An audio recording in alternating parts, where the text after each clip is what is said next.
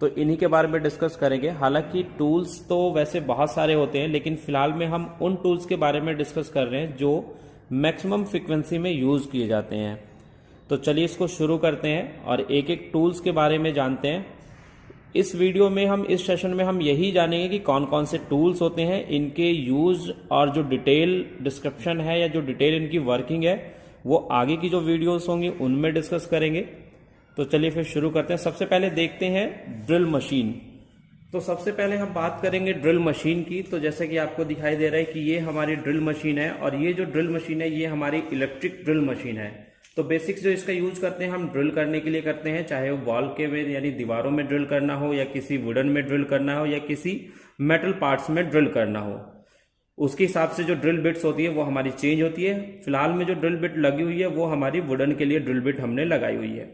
उसके बाद जो सेकंड पोजीशन पे आपको दिखाई दे रहा है ये हमारा मल्टीमीटर है, जो कि डिजिटल टाइप का मल्टीमीटर है।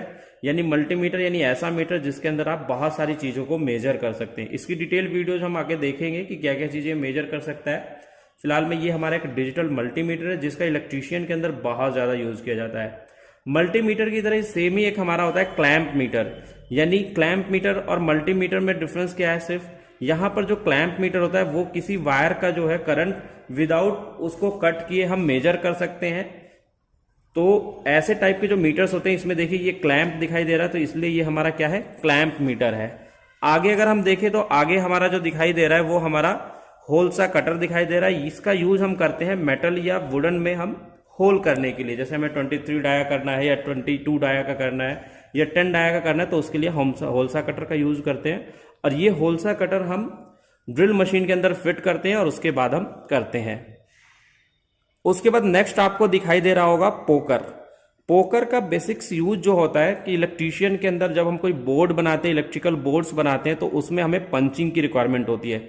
जिस तरीके से एमएस शीट पे पंच करने के लिए हमें पंच सेंटर की जरूरत होती है, इसी तरीके से इलेक्ट्रीशियन के अंदर कोई भी हमें ड्रिल करने से पहले एक निशान लगाना होता है और वो निशान हम पोकर की सहायता से लगाते हैं। उसके बाद आपको एक दिखाई दे रहा है ये जिमलेट। और जो जिमलेट है, जो जिमलेट हमारा होता है ये बेसिकली एक ड्रिलिंग टूल होता है। बस जो हमारा ये ड्रिलिंग टूल होता है ये हैंड ड्रिल टूल होता है एक तरीके से, यानी जहां छोटे मोटे होल्स हमें करने हो वहां पे हम इस जिमलेट का यूज करते हैं। नेक्स्ट जो हमारा है स्क्रू ड्राइवर सेट। सबसे ज्यादा यूज किए जाने वाला इलेक्ट्रीशियन के अंदर अगर कोई टूल्स है यानी screw driver. Without screw driver आप इलेक्ट्रीशियन के अंदर किसी भी काम को नहीं कर सकते। तो ये पूरा एक सेट है जिसके अंदर माइनस बिट, स्टार बिट को दिया जाता है और एक पूरा सेट रखा जाता है जिससे आप डिफरेंट टाइप के पेचेस को यानी डिफरेंट टाइप के जो स्क्रूज होते हैं उनको आप खोल सकते हो या फिर बंद कर सकते हो। उसके बाद आपको एक हैमर दिखाई दे रहा है। बेसिकली जो ये हैमर है हमारा बॉल पिन हैमर कहलाता है। ठीक है, ये इसके यहाँ पे बने हुए शेप के हिसाब से डिसाइड किया जाता है, जो कि आगे की वीडियोज में हम देखेंगे कि कौन कौन से टाइप्स के हमारे हैमर्स होते हैं और एक हैमर का जो सिलेक्शन है वो किस तरीके से किया जाता है। आगे के कुछ टूल्स में हमारा सबसे एक मेन और बहुत छोटा लेकिन बहुत ज्यादा यूज किया जाना टूल्स है वो है नियॉन टेस्टर, या जिसको फेज टेस्टर के नाम से जानते हैं। यानी आपने हर एक इलेक्ट्रीशियन के पास ये टूल आपने जरूर ही देखा होगा, जो कि नियॉन टेस्टर होता है। इसकी सहायता से हम क्या करते हैं, किसी भी फेज वायर के अंदर हम ये चेक करते हैं कि उसके अंदर सप्लाई आ रही है या नहीं आ रही है। उसके अलावा इसके साथ हम स्क्रू को टाइट करने के लिए, उसको ओपन करने के लिए भी हम नियॉन टेस्टर का यूज करते हैं।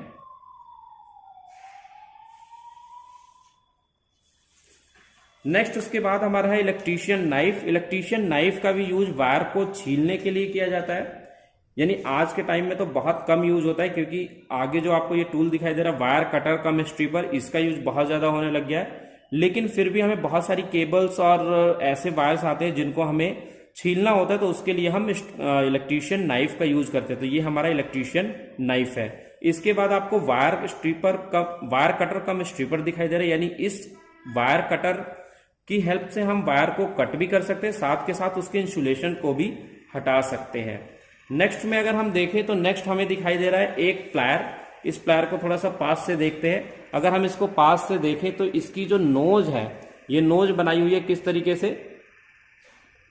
अगर हम इसको ध्यान से देखें तो इसकी जो नोज है वो राउंड शेप में है, तो इसलिए इसको हम राउंड नोज प्लायर के नाम से जानते हैं।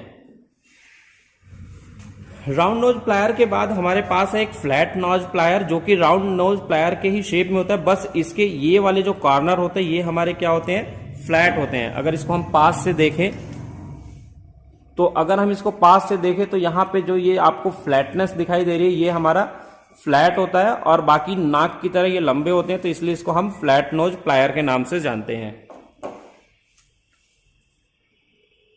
उसके बाद हमारा साइड कटिंग प्लायर है, यानी ये भी एक टाइप का प्लायर है जो कि वायर को कट करने के लिए यूज किया जाता है।